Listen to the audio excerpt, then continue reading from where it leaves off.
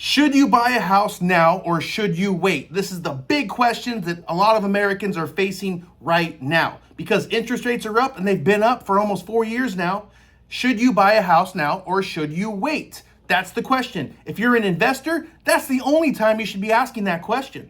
If you're a home buyer that's looking for your primary residence, a place to build, a place to raise your family, school districts where your kids are going to go from 0 through graduation, an area where you have a good community of where you have people that are just like you that have the same values as you, a place where your kids are going to come back when they've left the nest, Christmas time, Thanksgiving, birthdays, a place they call home after they've already left. If you're that person, I'm going to give you some data as to why you should not wait, because the truth is, time is money. Time is money, and the more time you wait, the more money you could be spending. And I'm going to give you some raw data. I'm going to give you some truths about what's going on with prices, interest rates, and a couple values across the nation of what's going on in different states. So know this.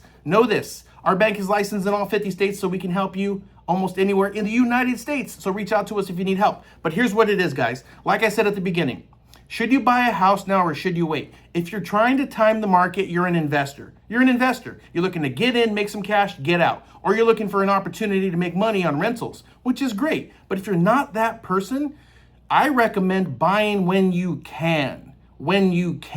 And the reason why is because we've seen real estate values jump a few times in the last couple decades of where people that bought houses have made a lot of money in equity. And those that haven't bought houses are paying a lot more for the same exact house. I put people in houses today where they said, I should have bought 2 years ago. I was ready.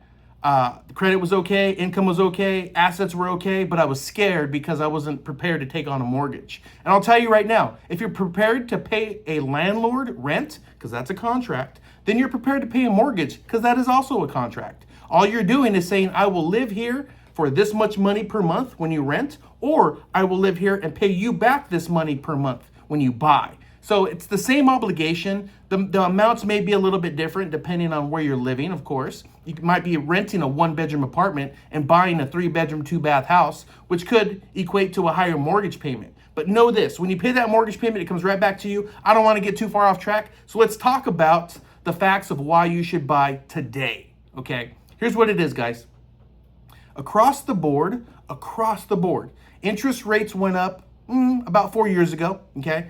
They've come down a little bit. They haven't come down a lot. They've come down a little bit. And the Fed is always putting out data that is steering us wrong. We are expecting interest rate reductions in 23, 24, 25, and even in 26. And those reductions do not equate to a big drop to where it makes it more affordable in your mind, okay? Now, when it comes to values across the nation, let's start with California. Since interest rates went up, values are kind of flat. In certain areas, they're going up a little. In certain areas, they're going down a little. But values are pretty much flat, which means that if you bought a house now, you're not going to gain a lot of equity. But in the near future, when interest rates go down, guess what's going to happen to prices? And people speak historically. People talk about what's happened over the past few decades, half a century ago. We don't even have to reference that far back to know what happens when interest rates go down. All we have to do is look at 2020 and 2021. Interest rates bottomed out and home prices went boom, especially in major metropolitan areas, especially. I mean, we're talking about people selling a house for 500 grand, okay, put it on the market for $500,000 and selling it for $650,000. Literally, from the time they put it on the market to the time that the house was sold, the property value went up $150,000. Okay, now that wasn't everybody. Some people got 40,000, some people got 60,000, some people got 100,000. But what I'm saying is, when interest rates go down, prices go up. Right now, interest rates are up. Values in California are mostly flat. Let's talk about Texas. I actually got some data in front of me. Texas across the whole state, is down 2.2%. So if you're looking for a deal, there's your deal. Values are down in Texas, and inventory is high depending on the city in Texas. So that's a good spot for you. Let's talk about Florida. Florida across the state is down 4.2% year to year. We're talking about in the last 12 months. Right now, it's May 2026. So from May 2025 through today, California's flat, been flat. Texas is down 2.2%. Florida is down 4.2%. So when you say, I want to get a deal, now's the deals. This is where you get the deals. This, you might not be going down 10%, 20%, 50%, and I know that's what people want, but that's not realistic. Remember, guys, we've been in a high interest rate market for nearly 4 years now, okay? So if it's been this way for 4 years, it's probably time to buy. It's probably time to make that move, okay? Now let's talk about waiting. Let's talk about the problem with waiting, okay? Earlier I shared with you that when interest rates go down, values go up, and we can reference 2020 and 2021 because of this. So what happens when interest rates go down, everybody reacts to the news, at least those that are interested and want to buy a house and especially can buy a house. So they're sitting at home one evening after work, watching TV, the news is like, interest rates are down, the economy is booming, blah, blah, blah, blah, blah. And they're like, oh my God, it's time to buy, okay? Well, that indicator from the news is lagging. People are already in motion to buy. I have pre-qualified hundreds of people over the past 4 years that are waiting for the rate to go down. And I'm sure many other loan officers across the nation are in the same spot.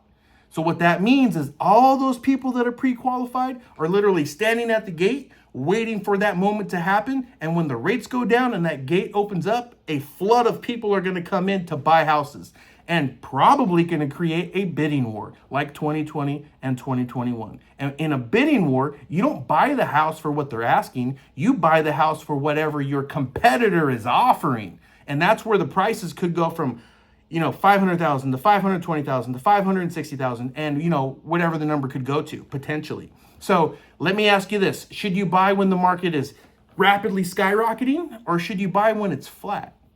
I say when it's flat, and that's California. Should you buy when the market is rapidly skyrocketing or should you buy when it's down 2.2% like in Texas? You know the answer. Or what about when it's down 4.2% in Florida? You know the answers, guys. You know why. You know what I'm saying. This is easy math. It makes a lot of sense. But let's go to a scenario. Let's go to a scenario today, okay? So the national average is in the neighborhood of $400,000 as far as a purchase price is concerned, okay? From coast to coast, national average. But we're going to use a $400,000 round number, okay? Going with a first-time home buyer, going with minimum payment down, and what we're talking about is a $400,000 purchase price. So today, if you wanted to get a home, putting the minimum amount of money down at $400,000 purchase price, you're looking at about a payment in the neighborhood of $3,115 per month. And that's at a 6.125 interest rate, okay? A 6.125 interest rate today. You can get a house for $3,115 a month. That includes your principal and interest, which is paying back the loan. That includes your mortgage insurance, because you're putting less than 20% down. That includes your homeowner's insurance, because you have to have fire insurance, especially in California. And that also includes your property taxes. So today, at 6.125%, your payment estimate is $3,115 a month. And that is not your estimate. This is just an estimate I'm giving as an example, okay? Now, let's say interest rates went down a whole point, over a point.